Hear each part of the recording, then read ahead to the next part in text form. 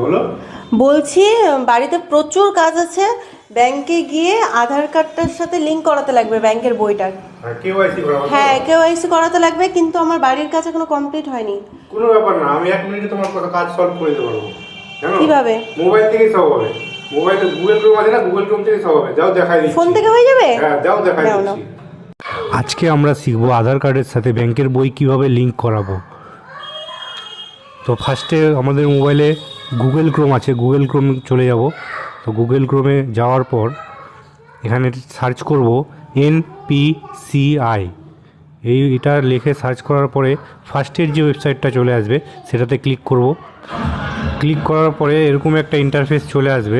এখানে বাঁদিকে উপরে 3 ডট আছে, ওখানে ক্লিক করব, করে নিয়ে কাস্টমারে ক্লিক করব। কাস্টমারে ক্লিক করার পর ভারত আধার সিডিং এনেবেলে ক্লিক করবেন। এরকম একটা ইন্টারফেস চলে আসবে। এই ইন্টারফেসে আধার সিডিং বলে যে অপশানটা আছে সেখানে ক্লিক করবেন। তারপরে আপনাদের সামনে চলে আসবে ফর্মটি। এই ফর্মটিতে ফিল আপ করতে হবে। এখানে আধার কার্ড নাম্বার দিয়ে দিবেন।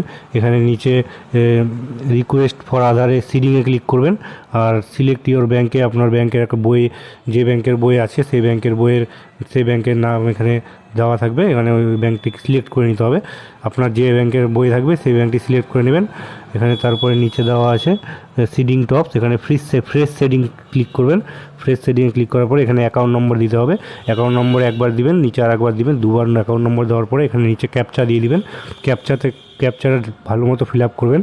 ক্যাপচা ফিল আপ করার পরে এখানে নিচে সাবমিট বাটন আছে, সাবমিটে ক্লিক করবেন। সাবমিটে করে দিলেই আপনার ফর্মটি সাবমিট হয়ে যাবে। Thank you.